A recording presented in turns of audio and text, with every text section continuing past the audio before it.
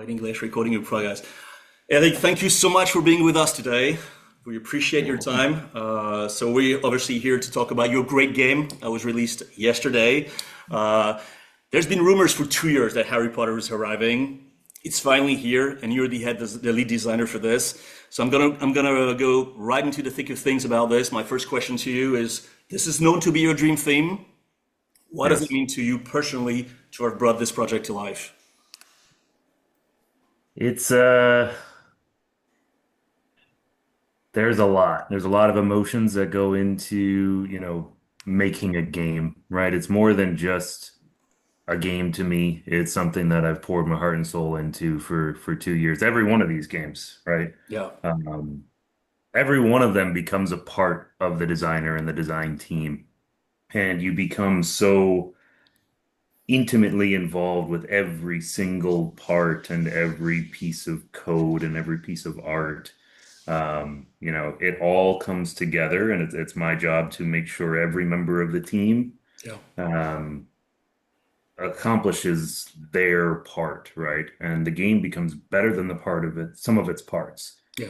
So, the code can be really fun, and the mechs can be really fun, and the art can be really good, but getting them all to blend together to be a game is something that, just takes that massaging by the game designer to tweak and adjust and make as good as possible. And so this game is um, a license that I've always wanted, Yeah.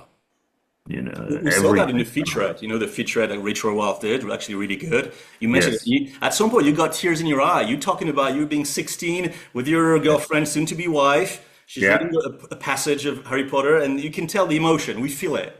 Right, absolutely. And it's true. I really wanted to drive home the fact that yes, pinball is a business, but there are real people with real Sure. emotions tied to this thing. We wrap ourselves up in our projects so much, and they again they become a part of us. And they're a license like this was already a part of me, Yeah. and to be able to turn that into what I do, the art that I make, which is pinball, was just very rewarding and very uh, such a big accomplishment.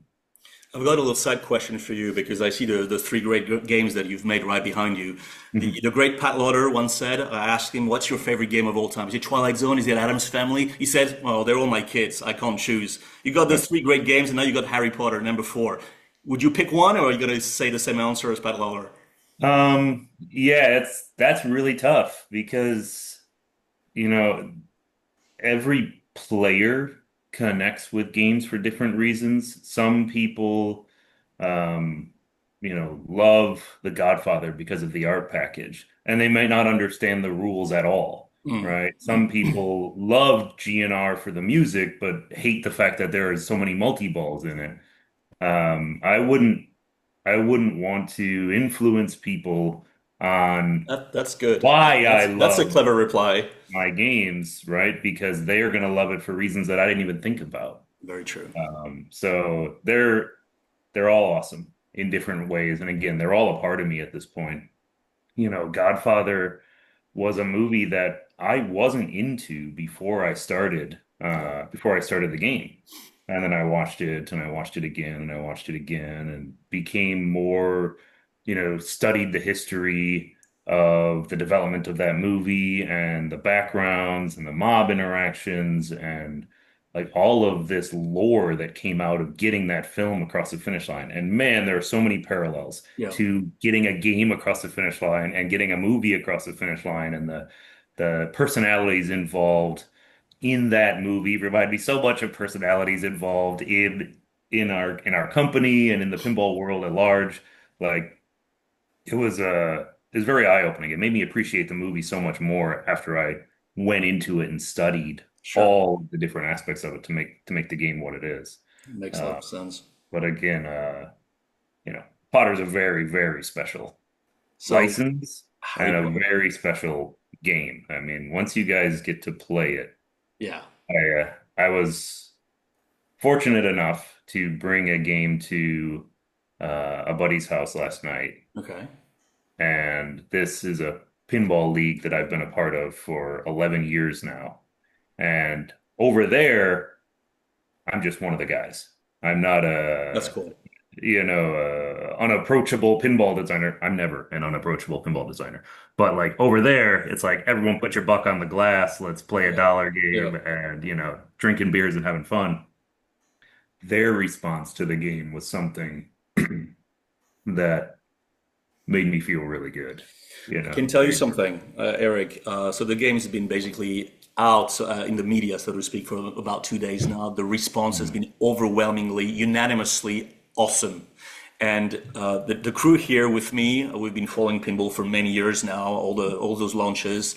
I can't remember absolutely everybody being in awe of a game because the theme is there, the playfield design is here, the art package is there. Obviously, we talked at length about the audio and stuff with other people, so everything it meshes. So obviously, this is a home run. I'm sure you knew you had a home run, but if you needed any more convincing, at least from France, you got it. You got it. Thanks. So I've got a question about that. Let's go back to Harry Potter. What were the main technical and creative challenges that you faced in designing this machine? I mean, especially trying to capture the magical essence of the whole Harry Potter universe, and it's as well as it is. So it was, the first kickoff meeting was the week, the 2 days before Texas Pinball Festival of Mm, 2023 right. when Okay. we met. Well, that's when I met you then, huh? And you Yeah, didn't say yeah. anything, huh? I didn't say a word. No, Of I course. flew from Burbank, California to Texas Pinball Festival. I walked to Warner Brothers Studios in Burbank with my sport jacket on. And I've got a really cool picture. If I can find it, I'll send it over to you guys Cheers. of me standing in front of the Warner Brothers building.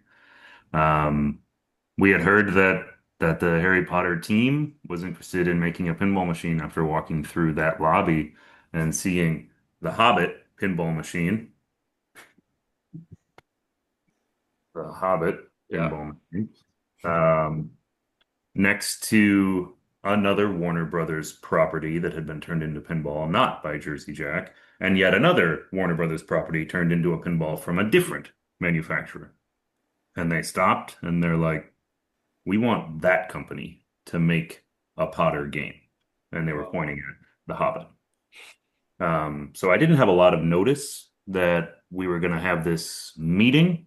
I had about a week, and in that week, drew everything possible, sketched, came up with ideas of characters to use and locations and plot lines and elements and artifacts from the films, Yeah. how I would integrate it all into a game. And it's overwhelming. It's an entire universe. I mean, there's 25 hours worth of films, obviously all of the books. There's theme parks and all of that. It's like, how do you turn that into a game and turn it into one game, which is what I wanted to do, not break it into 7 or 8 different games, which would be a monumental task. Um, so trying to capture the essence of the world versus specific um, events in the Hmm. world, Hmm. right? I didn't want to have a movie specific element here Yeah. and a movie specific element there. It's more like what is universal in the Potter world? Things like Quidditch, things like Hogwarts with the Grand Staircase, things like fighting the Death Eaters, right? These appear across all of the different films. Mm. Uh, and by using those playfield elements, we can have all of the films play, but interact with those areas because Hmm. there's elements in each film that interact with those different features of the universe. So that was probably the most, you know, how do I wrap my arms around this thing? And when did it hit? You said it was like literally a few days before TPF. Did you realize straight away, gosh, I'm gonna do my dream theme, I'm gonna do Harry Potter? Or did it take you a few weeks to settle down and be like, gosh, I'm actually gonna make it? It I was riding high at Texas. I mean, it was, yeah, Godfather Oh, had just come out, and obviously I was feeling good about that. But knowing I had this in my back pocket was such a that is like, brilliant. holy crap. It's It's really going to happen. So, Julian, who's with us here today, he owns the Pirates of the Caribbean. I know it's his holy Nice. grail machine. Obviously, very impressed with the attention to details, like the ship lanterns, all these things. In Harry Potter, every opto and lamp is intricately decorated. Would you Yes. say that now it's your fourth game, this represents the pinnacle of your attention to detail? It was, I had the opportunity here to work with a team that has as much passion about this as I do. So my Mm, mechanical engineer, Dan Lachek, he is a huge Harry Potter fan. mm, And he cares so much about this franchise mm, and his wife and his friends. And like he knows how important it is to the world. So he was also pushing for attention to detail and making mm. things. And the spotlights that you mentioned, that was an idea from Joe Katz, the lead programmer. Yep. He said it in a way he's like, those spotlights are ugly. Can you please make them better? And I'm like, yes, I can. Give me some time. And I started drawing in SolidWorks and came up with a little cover that I So, can flip. excuse me, Eric, is that how it goes? Someone will be like, no, it's ugly, change it. Is it how it works? Is it direct? Absolutely. Yeah. Okay, No, when perfect. someone tells you something in your game sucks, you fix it, God. And look, we all I value the opinion of my team Yeah. greatly, right? Not every game designer has worked like that historically, right? And a lot of game designers are, I'm the king, it's my game, I rule. I want everyone on my team to be able to talk openly, freely, give me ideas. Yes, my name is first on the list, but everyone's name is there for a reason. They all Yeah. contribute. They're all important. Um, and I've said this before too, like on Pirates, one of the coolest things is the ball that launches across the game, right? That wasn't my idea. That was Keith's idea. Keith Yeah. Johnson walked into my office. He's like, "Hey, you've got this rocking ship. You should launch a ball through the air across at the other side of the game." And I'm like, yes, I should. Holy Yeah. crap. And then tear the whole thing apart and figure out how to mount a vuck or a kickback underneath the side of a rotating ship. And, that's where I get in and get involved and just taking the seed of an idea Yeah. from a team member, a casual, you should launch a ball across the game, or those spotlights are ugly. Can you do something about it? Team effort. And that turns into, weeks of intricate conceptualizing. It's like that little spotlight cover. Mm. I drew it, I 3D printed it on I actually I have a Bamboo Lab printer over here in my basement. I also have one that I bought for my office. My mechanical engineer has one at his house. I mean, the ability to 3D print a part, think up a part and hold it in your hand in less than an Yeah. hour is so powerful when it comes to development. So So that's a like, game changer for you guys, your new game designer, so to speak. I mean, the new generation. This is the fact that you can print those 3D parts and tangibly, physically hold them in your hand. That changes the tone. I mean, iteration is the most important thing that I do, Okay. Yeah. right? Never stopping, never saying, well, it's not quite right, but is it good enough? No, it's never good enough, right? It Okay. has to be perfect. And the fact that I don't have to wait 6 weeks to get a part from a vendor, or I don't have to spend 5 hours in my machine shop I can do all of these things. I can work in a machine shop and work on a lathe and a mill and fabricate parts. And of course I have. But when I can hit go Mm. 5 hours later, something is printed out while I'm continuing to iterate something else, that Yeah. makes it so much more powerful. Right. So again, that little spotlight cover, it was just an idea that Joe mentioned, and we iterated it 4 or 5 times so that it was a simple injection molded piece that can be wrapped with a vinyl decal. And then that's going to be just in my toolbox now forever. And every Mm. game designer at Jersey Jack will be able to have that and put that on their game and light their game up, but not make it look like, you know, make it look like trash. Sure. So So speaking of parts and design and everything, can you elaborate a little bit on the innovative mechanisms that have been introduced in this game? I mean, obviously we've seen the amazing grand staircase that is just wow effect. There's the Whomping Willow, other things. Can you tell us a bit more about all these? sure. The staircase, there was a game, a board. wouldn't call it a board game. It was more like a puzzle game Okay. that I was playing with my children that involves a stack of towers. Bada boom. Is it Bada boom? No, it's I've got it upstairs. I'll take a picture of it and text you Okay. guys after Yeah. this so you can see what game and show a reference of it. But basically you it's a puzzle. You're given position A and position B, and these are the five components that you need to make the ball go from A to B, right? Right. And it's a puzzle, and you're like, oh, if I flip this one, if I rotate this one, and I'm like, this has potential for pinball. If I put the ball in here and it goes out this way, or if I put the ball in here and it goes out that way, I'm like, this is such a cool pinball idea. So I took that board game, and I brought it into my office and I dropped it on my mechanical engineer's desk. I'm like, we're turning this into a pinball machine. And he's Awesome. like, Awesome. okay. Um, so I conceptualized the first moving staircase. And again, I 3D printed parts. There's Okay. rough parts where I can stack them height wise, how tall something needs to be, where the wire forms would meet up with it. And then I gave it to Dan, and Dan took it across the finish line in dozens and dozens of iterations. I mean, I have a box that's this big full of 3D printed prototypes of this that we iterated and we iterated and iterated. And again, that's where the most important thing I do is iterate to Okay. make this the best thing it can possibly be.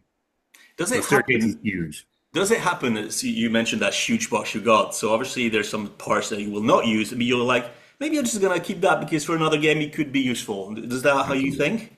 Absolutely. Right. I conceptualized a mechanism while I was working on Godfather that Okay. I'm like, this is really cool. There's not a place for it in Right. Godfather. Right. Right.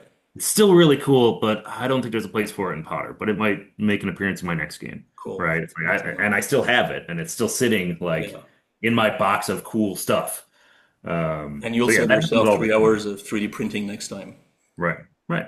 So about the Um, license itself, obviously it's huge as there is with Star Wars probably. So it's often said that the more prestigious and costly the license, the fewer mechanical features a game might have. However, seems like these Harry Potter machines, it defies this notion. It's packed. Was this a deliberate choice to ensure no compromises in the mechanical aspects? Absolutely. We knew that this license was going to be expensive. Okay. Um, and you there's a very strong business adage that you have to spend money to make money, and we did not want to compromise on any aspect of this game. Now, I still have a budget, I still have a Yeah. timeline, I still have so many man hours of resources that I can spend and contribute to a game. um, but again, I'll go back to the fact that I have a team that cares so much. Myself and Dan and Joe have spent so many 60, 70, 80 hour weeks getting this stuff, staying there till after everyone else in the building is left. Joe has a game at his house and he's working weekends and he's working nights, and it's something that you wouldn't do if you didn't care about the game and about the license and about your team, right? Right. We all wanted to put as much time. So we probably sacrificed a lot of our personal time, Hmm. because we couldn't get 10 other employees to come and work, right? There isn't that kind of resource availability. So we put in a lot of extra time on our own to bring this game across the finish line. And how can we reduce the cost of this part if we do it this way instead of this way? Well, we're going to have to test it. I'll print one here. We'll print a second one in the office of a different Yeah. variation, and we'll bring them in and we'll test them. And we we wanted every person who came up to the game, right, to see that, yeah, the license is expensive, Yeah. but we filled it up with all of the things you want to see in a Potter It game. sure feels like this. And again, I said to you, everybody who's been in touch from far away, from far or close to the game has been like, well, it's all there. And so talking about yourself, so we've mentioned earlier, obviously you're a longtime fan of the series. Was there any particular element or scene from the Harry Potter series, obviously we've seen there's the eight movies are in, that you were determined to include into this game? The Whomping Willow was one of those parts that I fought for really hard. Hmm. And I didn't just want it to be a generic hard plastic tree. Hmm. That looked great in Wizard of Oz, and I point to the spot where my Wizard of Oz was until about 2 weeks ago. I actually gave it to my brother. It's at his house now, because my Avatar and my Potter are coming home here soon. Um, I wanted to make it a more interesting tree Right. with newer technology. So it's not just a hard piece of plastic, Hmm. it's a rubberized material. And I iterated this thing so many times. And I know I keep using that word, but that's what we do. It started as a tree and then it got sculpted by my sculptor. Hmm. And we sent out tooling, and the tooling person came back and they're like, this is impossible to make. We have to change something, adjust something. So then you think about manufacturing concepts like how can we mold this in a way that we can reuse Hmm. elements, right? So Hmm. that tree itself is actually made of 12 individual components. Okay, wow. Um, It's good to know that. the sets of branches are reused. So I Right. think we've got 11, no, sorry, 12 sets of branches. It's the same set of branch. It's just glued in at a different angle because the Hmm. base part that it is attached to is keyed in a way that makes it look like different components. Right. Um, Okay. and the amount of time and number of 3D prints I have of that tree, go into just how cool it is and how much we wanted to have it there.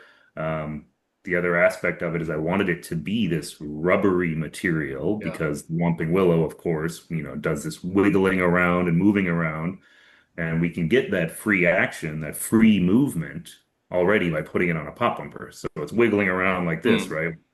When the pop bumper fires. But then, I can't just stop there. I have to put the car in the tree, um, because that's an iconic scene and we wanted it to be there. True. But that car is heavy, right? That's much more full and thicker. And how do you get that to be inside something that pops 10 million times up and down without Hmm. fatiguing the material and breaking it? So that tree it's called overmolded. There's a Okay. steel wire that's bent and wrapped and formed up inside the tree that actually hooks into the car. And then the rubber material is injected around it and hooked in, and the car itself. So there's no compromises. Like there's There is no literally no compromise, right? compromises. No, we life tested with and without the wire, and Yeah. we fired a pop bumper 10 million times God. with each, and it's just in a room. And thankfully, we've sequestered that room away in a corner of the factory where no one has to hear it all day long, right? That's a cool Um, story. and we determined that we're too worried that the car with its weight is going to break the rubber tree over time. So we Okay. embedded this wire in it. Um, and that's the long way of saying I really wanted the Whomping Willow to be in there, Yeah, but but we got pushed back on, well, it's mechanically difficult, it's expensive, it's hard to make. Like, yeah, but if we do this, if we do this, if we do this, it makes it easier to make and less yeah, yeah. expensive. And now it's robust. So it's always making sure the part is going to work, having the vision of what you want, and then how do you make it manufacturable? How do you make it cost effective? How do you make it work with the resources that you have? Hence the absolute need to have that team around you that you mentioned earlier. Absolutely. Yeah. So Eric, we've got a couple more questions for you. So now getting back to yourself as a pinball designer. So you're still a young man, but you've got great experience now as well. So Mhm. question to you is what experience from your previous projects, from Pirates, GNR, Godfather, uh, has it influenced the design and development of the Harry Potter machine? Is there other? I mean, it sounds like the normal answer would be yes, it is. But do you feel like what you've experienced during those games help you come out with a game like Harry Potter, so big and which will be a success? Absolutely. We often see a lot of designers who carry an element Yeah, continually through yeah, games, right? On every one of my games, I've had an under the flipper shot. I always like the reason I like that so much is as a good player, it's a shot I can choose to shoot when I want to shoot it, right? right. If I don't hold that flipper up, I don't make that shot. Okay. So I've always included one of those in one of my games. Um, the next element that I think really carried over and exceptionally well into this game is the out lane reversal, right? So I put the drain lanes in the middle and the return lanes in the outside. And the reason I did that is because I wanted this game to be faster. Hmm. And the design, those out lanes that feed the flippers quickly, I'll say it right now, the first time every one of you guys plays this game, Yeah. you're going to miss the ball once. I guarantee it. It's coming so fast down those return lanes because every one of us is used to the ball coming down a wire form, stopping because it hits a wall, then it drops into Yep. your in lane, and then it Yep. rolls to your flipper slowly. These return lanes are incredibly fast. Is that the reason why you guys decided to go with a standard body as opposed to maybe having a debate or going with a wide body for a game like Harry Potter? There's always a debate for a wide body. There was a way to make this game packed without Yeah. going back to the wide body, without changing so many components. Right, the cabinet is a big one. The hinges on the outside of the cabinet and where they attach to the head, and there's so many variables that go into making an efficient factory, being able to reuse as many parts as possible. Um, the wide body was a fun thing we did, but it's just more and more and more expensive, right? Mm. The idea of now I have an extra, you know, 18% or something of playfield space. Well, I have to fill it with things, Yeah. right? Because I can't just leave open space on my game. Um, so it's like I'm already up against the wall on the licensing Yep. costs and art and animation. It's like I want to make this game as best as possible, Mm. and making it the standard body game, making it as fast as it can be. This game is going to feel Yeah. great as a standard body.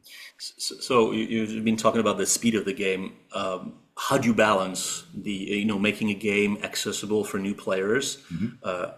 while providing depth and complexity for seasoned pinball enthusiasts? Obviously, we all want speed and fastness and stuff, but sometimes it could be a bit tricky for a new player because the ball goes so Right. fast. How do you balance this out?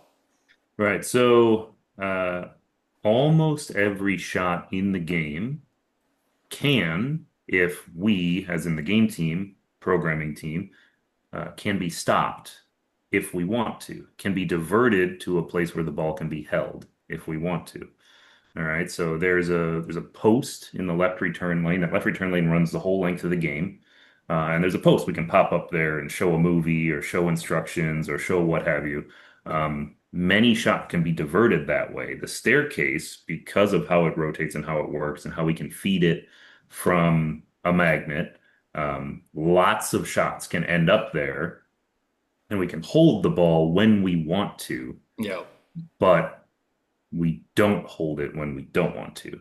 Versus something like the scoop, right? It's like the Mm, scoop is a shot you shoot into and the ball is there and then it kicks back out. mm. And that's a stop shot all the time. Versus all of these other ones can be grabbed and diverted if we choose to. So we have settings in the game for like difficulty where we can make those things happen more often or less often, based on how the game's going. Yeah. Well, thanks, Eric. Thanks so much. It's been a great little fireside chat with you. Yeah. And just wanna, what's your last word? For whether it's Harry Potter fans out there and pinball players with your machine, what final word would you like to say to them? Uh, hmm. It's a tricky one. It is a tricky one. And this is one of those, again, it's going to hit personal. Like, obviously my children knew what I was making. It was Project Yig was the code name for the Okay. game. Um, and there's some backstory to why it's called that. But my children, I have a 10-year-old and a 7-year-old boy. We never said the name out loud. It was only ever Project Yig. And they're like, "Can we talk about Yig yet with our teachers?" I'm like, "No, not yet. Can't talk about it." But they really got into it. They really got into the license. My older son read all of the books. Like we started reading it, and then he just grabbed them and tore through them and read them all, and then wanted to Oh, watch all the that's movies, and good. then That's what I started want. talking to me about, "Oh, wouldn't it be fun if you got to battle and fight all the Death Eaters and There you you go. beat them up and you win?" And I'm like, "Yeah, dude, that's gonna be in the game, you know?" And then it was really fun getting they got to come in early and see the game and play the game and fight those Death Eaters and explore Hogwarts. And I really hope people can connect with their family while playing this game because this is a license that transcends age. Yeah, This is, true. you know, very family friendly. This is something that grandma and mom and dad and the Absolutely. kids, everyone loves Potter. It's such a great story. And I really made this game in a way that all skill levels can play it as well. So I encourage people this new technology that we've included with Potter, which is called the Game Changer. Okay. It's a QR code Hmm. that we have on a keychain, and you can also take a picture of it and put it on your phone. The way that works is on a per player basis. So I'm player one, my son's player two, and grandma's player three. I can scan the wizard mode QR code, Okay. and it immediately sets all of the rules in my game to expert level. Wow. Okay. Player two Whoa. steps up. They scan the easy QR code. It sets all of the rules in their play to extra easy. Awesome. So in the same game, the different Excellent. In the players have their different same roles. game, different Wow. players Got it. will have different rules. Awesome. Still the Is that same a first? objectives, right? Is this a It is a first? it is a first. Okay. Everyone's still going toward the same objectives, right? I still want to get Explore Hogwarts multi-ball, Hmm. but I need to shoot 8 shots to make that happen. Whereas my son, it's lit at game start if you're on easy. You just need to shoot the staircase once. Right. And then Death Eater fights are easier for him and like 5 shots for me. And that's again different skill levels, right? I'm sure each of you gentlemen have experienced this. Your wife or children, Yeah, you of know, course. Of course. walked away because you're on your fifth extra ball, and they're like, "No, I'm gonna go eat because you're gonna be down here for Yep. another That's 25 right. minutes." So this, makes it harder for me to get extra balls, makes it harder for me to start a multi-ball. But that's the kind of challenge I want, Hmm. and my kids can play the level of challenge they want. That's awesome. Excellent, excellent. Fun. Really Hey, fun. You Yeah. know what, Eric, thanks so much because obviously we knew about your passion for this franchise and that we knew you'd put everything into it like you've done for every other games that you've made. But a big thank you from France on behalf of the RB Flip crew here because of your time. It's 9:30, I think, in Chicago. Again, it's the Mhm. weekend, so we really appreciate that and it's been very insightful for us. So Eric, thank you so much, and we look forward to seeing you. I'll be in Chicago for Expo in a few months, so I'll come and say hi and have a Right quick chat on. with you. Absolutely. No, you guys are very welcome. I'm Thanks very much, Eric. Appreciate that. Thanks. Really Thanks thanks. a lot, Eric. Have a great weekend. Thank you You very too. much. Cheers.